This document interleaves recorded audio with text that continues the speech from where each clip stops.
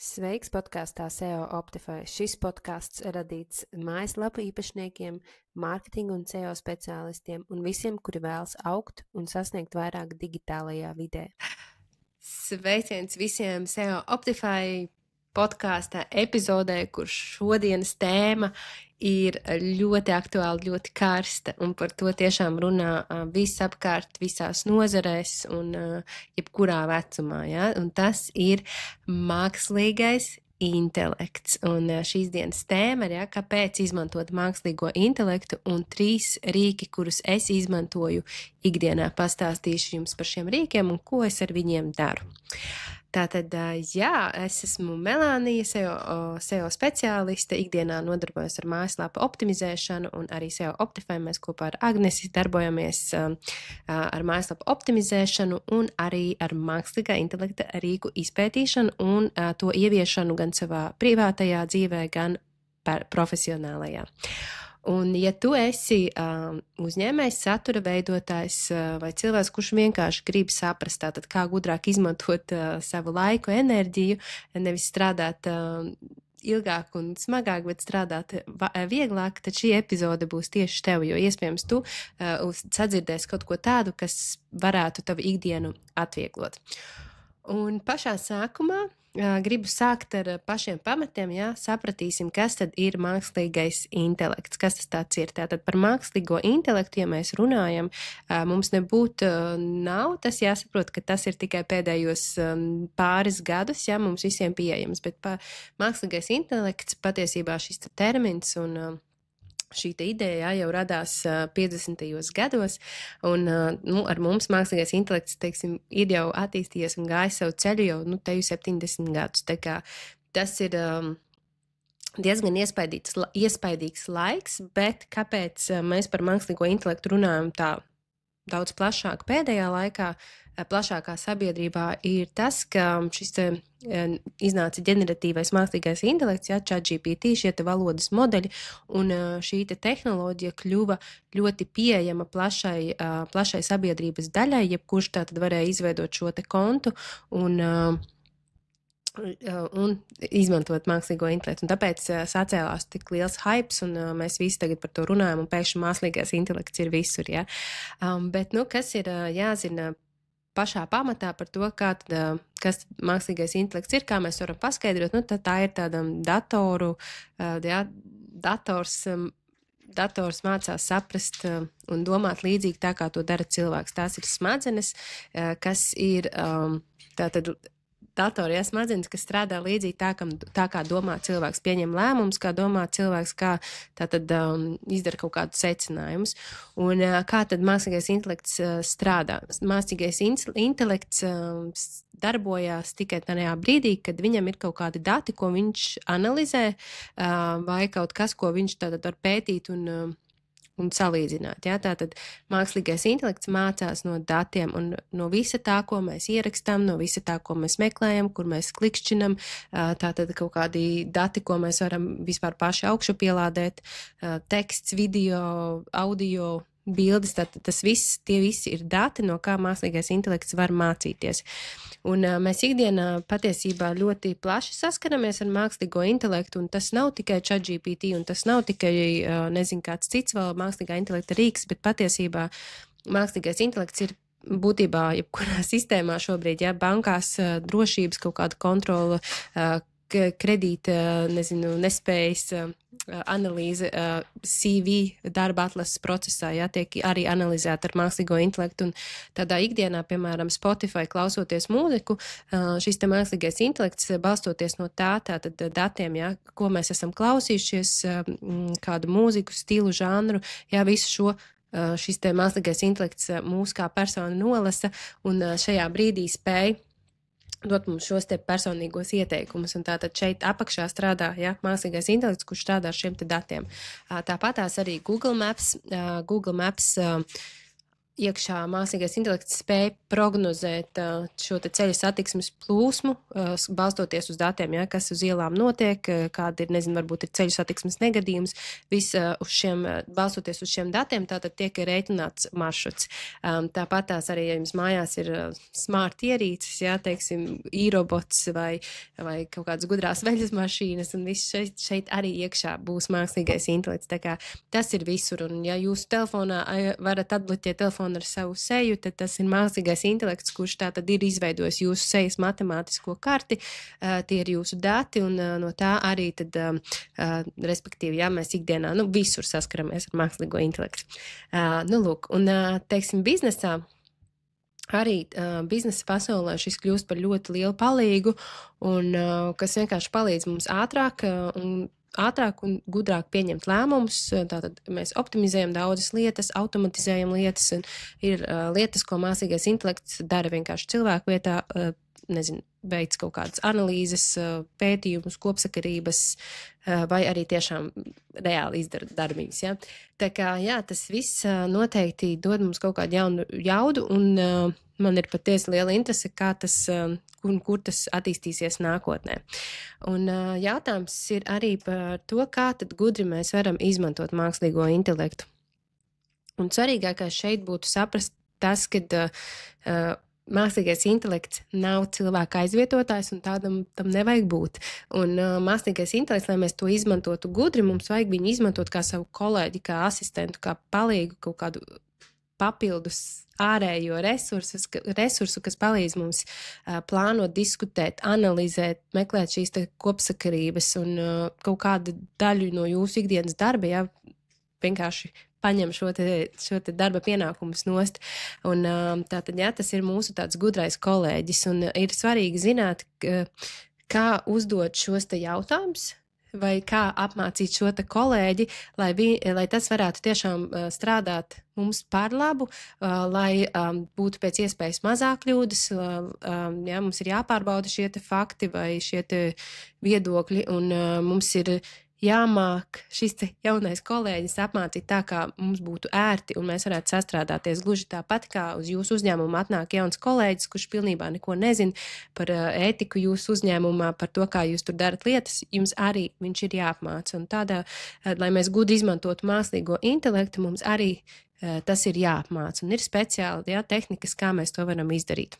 Tātad, man liekas, tā lielākā vērtība arī ir tanī brīdī, kad mēs saprotam, kā mēs varam šo te mākslīgo intelektu, ja pieņemsim ChatGPT, pārvērst par mūsu domāšanas partneri, par mūsu strateģisko plānotāju, par mūsu gudro Einsteinu kabatā, ja, kas spēj mūs kaut kādā veidā strukturēt, konsultēt un virzīt uz priekšu mūsu mērķu īstenošanā.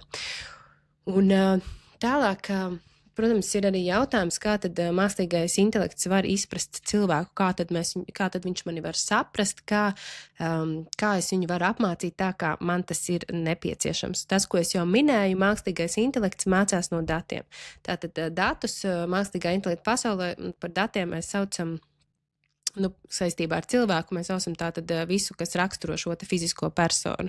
Tas ir gan viņa vārds, uzvedība, kas raksturos cilvēku. Tas, ko gribu minēt, jā, esam ļoti uzmanīgi ar sensitīviem datiem, kas ir mūsu vārds, mūsu personas kods, mūsu bankas kartes, mūsu adreses, visus šos te noteikti nekādā gadījumā mēs nerakstam iekšā ChatGPT, arī analīžu rezultāts, jā, neliekam iekšā ChatGPT bezmaksas versijās un nedalāmies ar šo te sensitīvo informāciju. Tātad datu drošība, tā ir jūsu atbildība, un mēs to nedaram un neliekam iekšā, neapmācam, teiksim, jā, šo te mākslīgā intelekta modeli ar saviem personīgiem datiem, bet savukārt dati, kas ir par arī raksturo cilvēku, šī te valoda, mūsu mērķi, šis te viss arī ir dati par cilvēku, un ja mēs aprakstīsim, teiksim, iedosim kaut kādus sevi sarakstītos rakstus, teiksim, Instagrama postus, ko mēs esam rakstījuši, e-pasta vēstules, mēs šo visu iedodot mākslīgajam intelektam, viņš var mācīties no tā, kā mēs veidojam šo sarunu ar savu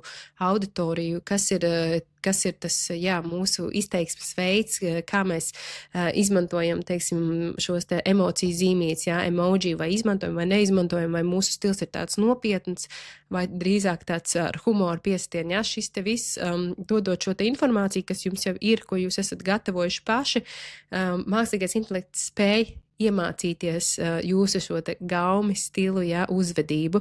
Un tādā brīdī, kad jūs čatā kaut ko rakstat, iekšā veids, kā jūs to ierakstat, kā jūs uzdodat jautājumu, vai kā jūs vienkārši komunicējat, mākslīgais intelekts spēj ļoti ātri un ļoti gudri nolasīt tātad jūsu patieso nodomu. Viņš saprot, kā jūs domājat, viņš saprot, kāds ir tas jūsu personīgais pieredzes ceļš un kā tas vispār palīdz. Teiksim, ja mēs skatāmies uz mārketingu, tad šis te cilvēka izprašana ir ļoti svarīga, jo tādā brīdī, kad mums ir jāsaprot mūsu mērķa auditoriju un jāsaprot, kas viņus uzrunāt, kas viņiem interesē, mums ir ļoti svarīgi zināt, kādi tad ir šie cilvēki, kāda ir viņa uzvedība, kāda ir tā valoda, ko viņi ikdienā lieto, kāda ir vizuālā tā lieta, kas viņiem interesē. Un visu šo te saliekot kopā, mēs spējam izveidot tiešām personīgu pieeju, personīgi uzrunāt šo te savu mērķa auditoriju. Un pie tā šīs te cilvēku izprašanas, kā mākslīgais intelekts izprot cilvēku, ļoti grūti un nereāli šobrīd, ir tas, ka izprast šo te cilvēku intuīciju kaut kādā ziņā un sajust tās emocijas līdz galam, ja cilvēks reizēm varbūt pats nevar pat aprakstīt šīs emocijas vai intuīciju, tad ir kaut kāda lieta, kas paliek vienkārši tā kā tas, ko mākslīgais intelekts nevar tā izprast, tas ir tikai un vienīgi cilvēkam. Dosimies tālāk pie jautājuma, kā bez maksas izmantot mākslīgo intelektu. Lielākā daļa rīku piedāvā bezmaksas. Daudz rīki, kas piedāvā bezmaksas versijas, kur jūs varat vienkārši izmēģināt, paskatīties, vai tas spēj atrisināt jūsu uzdevumu, spēj palīdzēt atbildēt uz jūsu jautājumiem un tiešām vai šie rīki varētu jums noderēt. Tātad, ko tas mums dod? Tas mums dod to, ka dod iespēju mums eksperimentēt un iztestēt dažādus rīkus bez lieliem ieguldījumiem. Un tad, kad mēs iztestējam, mēs saprotam, vai tas mums palīdz, teiksim, atrisināt mūsu uzdevumu vai nepalīdz. Un tad tajā brīdī mēs jau varam izsecināt un pieņemt lēmumu, vai tad mums ir vērts iegādāties šo te subscription vai nav, vai galīgi tas mums nederēs, vai mēs varam to arī kaut kādā veidā atlikt nākotnē un tad skatīties, vai tiešām tas mums ir vajadzīgs. Bet noteikti, šie te bezmaksas iespējas izmantot rīkus ir vienkārši jāizmanto. Un, tad nonākām tagad jau līdz šiem te 3 rīkiem, ko es izmantoju ikdienā. Un, pirmais rīks, pie pirmā rīka es esmu ielikusi pirmos 2 rīkus, tas ir ChatGPT un Gemini. Esmu aplielinojusi viņus pie viena, tāpēc, kad es viņus izmantoju diezgan līdzīgi. Es viņus izmantoju kā savus domāšanas partnerus. Un ar to es domāju to, ka es izmantoju tos kā satura plānotājs. Es lūdzu, lai viņi man sagatavo satura plānu, lai viņi man sagatavo podkāsta struktūru, lai viņi sagatavo kaut kādu plānu, teiksim, uzdevumu izpildēji, tekstu sagatavošanu, ģenerēšanu, vienkārši brainstormings. Šīs te visas lietas es griežos pie ChatGPT un Gemini, esmu viņus apmācījusi, lai viņi runātu pielāgoti tā kā manam tonim, tā kā man to vajag, tā kā, es esmu veikusi šeit šo savu mājas darbu, un respektīvi tādā veidā, es izmantoju būtībā katru dienu šos te rīkus. Vēl tas, kas man bieži vien nodara, tā galvā ir diezgan liels bārdaks, visādi idejas domas nāk, bet es tās nespēju tā kā strukturēt un nespēju saprast noteikti varbūt kaut kādas prioritātes, kas būtu vajadzīgas vai kurā idejā būtu vērts investēties, tad teiksim šo te visu ideju bārdaku es sarakstu iekšā ChatGPT, tieši tā bez kaut kādas struktūras, vienkārši kas galvā tās uz papīra, aizsūtot šo ziņu ChatGPT, es viņam lūdzu, lai viņš man tā kā izveido šo te kopsavilkumu un kaut kādu struktūru, to, kas reāli ir tas būtiskākais un uz kaut kādu manu mērķi virzošais variants no tā visa, ko es esmu pierakstījusi. Un, jā, tāpat tās arī kaut kādos radošos veidos attēlu ģenerēšana, un jā, tas viens no pēdējiem, kā es privātajā dzīvē to izmantoju, ir arī vakara pasaciņu ģenerēšana. Teiksim, ja pa dienu notiek kaut kāda situācija, kur bērniem ir bijušas lielas emocijas, tad es lūdzu, lai izveido šo te vakara pasaciņu, kur meža zvēri ir līdzīgā situācijā, līdzīgs scenārijs, vienkārši, ka tas izstāstot šo te vakara pasaciņu, mēs varam arī pārunāt, teiksim, to, kas ir noticis pa dienu un kā būtu jārīkojās nākamajā reizē. Nu, tā kā, jo citreiz man vakarā vienkārši nav vairs spēka domāt nekādas pasaciņas, tāpēc man ir vieglāk, kad, jā, es varu to arī ātri uzģenerēt ar to savu ideju. Jā, tāpatās, jā, ChatGPT noteikti Gemini var kļūt jūsu personīgie asistenti, kas ir tiešām apmācīti tā, kā jums to vajag, kas var kļūt jūsu ceļojumu aģenti, jā, kaut kādi konsultanti, jebkurā jomā, jūsu biznesa stratēģis, jebkas, ko jūs viņu apmācīsiet. Un šeit ir jāzina, jā, šie te pamati, kā tad veidot šo te apmācību, kā apmācīt, jā, kā promptēt, kā veidot šo te uzvedni, šo te uzdevumu mākslīgajam intelektam. Par to mēs stāstam arī mūsu mākslīgā intelekta rīku ceļvedī. Saite ir pieejama aprakstā, un šeit ir arī gatavi jau sagatavoti 5 prompti, ko ievadot ChatGPT, jūs varat izveidot savu ceļojumu aģentu, asistentu, jūs varat izveidot satura plānu un vēl kaut kas tur bija, un jā, skatieties aprakstā, tā kā arī iemācīties video, pamācība, kā veidot šos te promptus, un jā, tā kā, ja ir interese, varat paskatīties, kas tad tur ir piedāvājumā. Otrais rīks, ko es izmantoju ikdienā, ir rīks Perplexity. Šis te rīks, jā, es viņu izmantoju tad, kad es apgūstu, ja meklēju kaut kādu informāciju par tēmu, kurā es kaut kādā brīdī, jā, tad eju iekšā un pētu, man interesē kaut kādi risinājumi, atbildes, kopsakarības, tad es izmantoju Perplexity. Perplexity ir, tā rupi sakot, jā, tas ir Google ar lielāku IQ līmeni, tā kā lielāku spēju iedziļināties, dot šos te kopējos pārskatus un uzreiz parādīt arī tā kā pārskatu no vairākām lapām vienlaicīgi, plus vēl iedodot tieši saites un linkus uz šīm te lapām, līdzīgi kā Google strādā šis te AI overview. Jā, kur arī mēs redzam kaut kāds apkopums un parādīts, tāda, kuras lapas tiek izmantotas, bet šis te Perplexity ir vairāk, jā, tā kā vairāk mācīts modelis uz to informācijas meklēšanu, apkopošanu, tātad, un šo rīku es izmantoju jā, pētniecībā, kad man ir vajadzīgi ekspertu viedokļi, jāmeklē pētījumi, case studies, dažādi šie te avoti.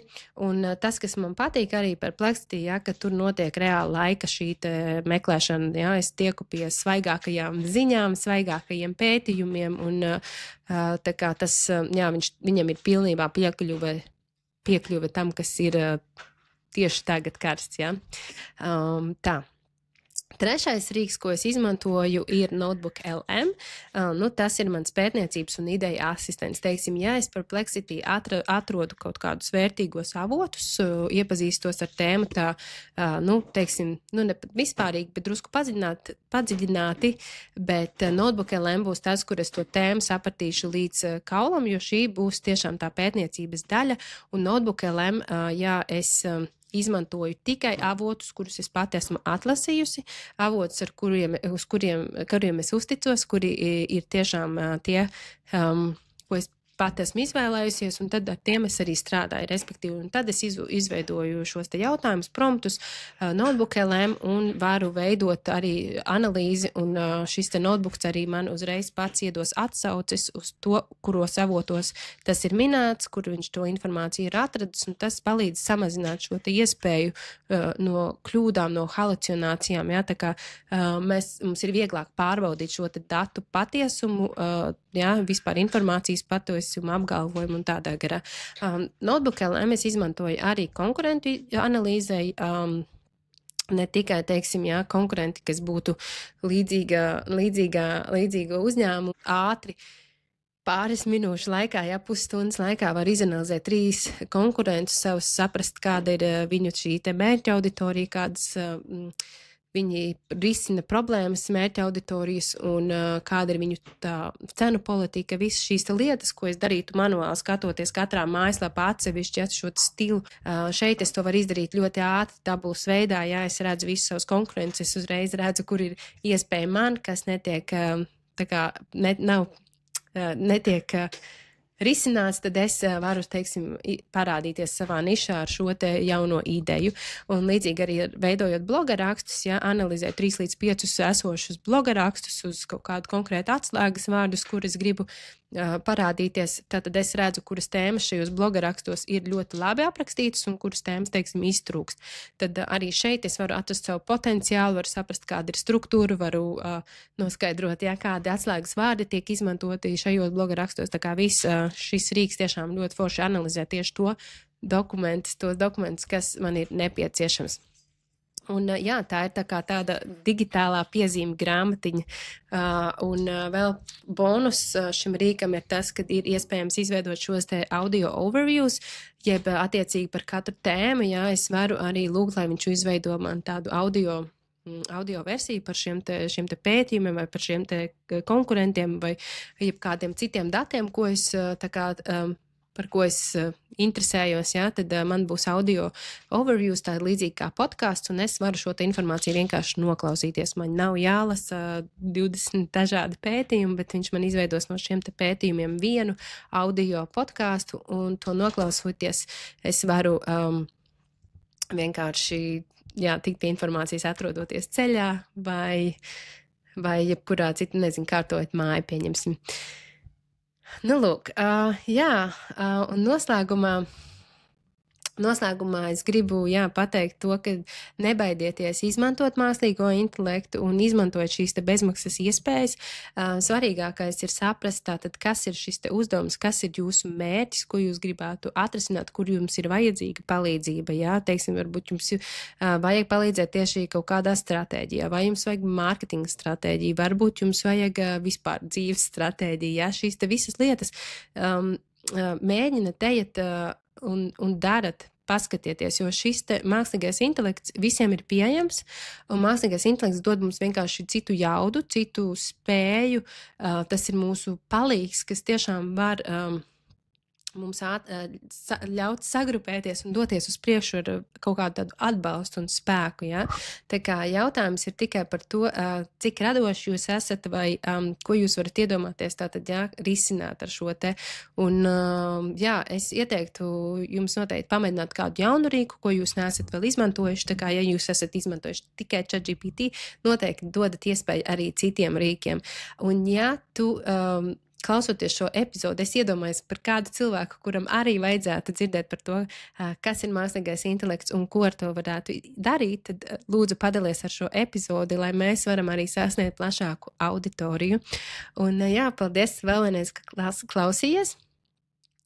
Klausījies, skatījies un tiksimies nākamajās epizodēs. Un skaties tātad mākslīgā rīku ceļvedi lejā aprakstā, tāpatās arī, ja tu vēlēs, lai tavu mājaslapa parādītos mākslīgā intelekta rezultātos, ja, ir arī jāsaprot, vai tavu mājaslapu vispār, teiksim, mākslīgais intelekts var saprast, ja, šo te saturu, kāda ir struktūra, un šeit nāk šis SEO palīgā, un mēs ar Agnes arī priecājamies, jā, par iespēju jums palīdzēt sakārtot mājaslapas, teiksim, šos te pamatus. Tā kā sazināties ar mums un atstājiet komentāriņus, jā, tiekamies nākamajās epizodēs.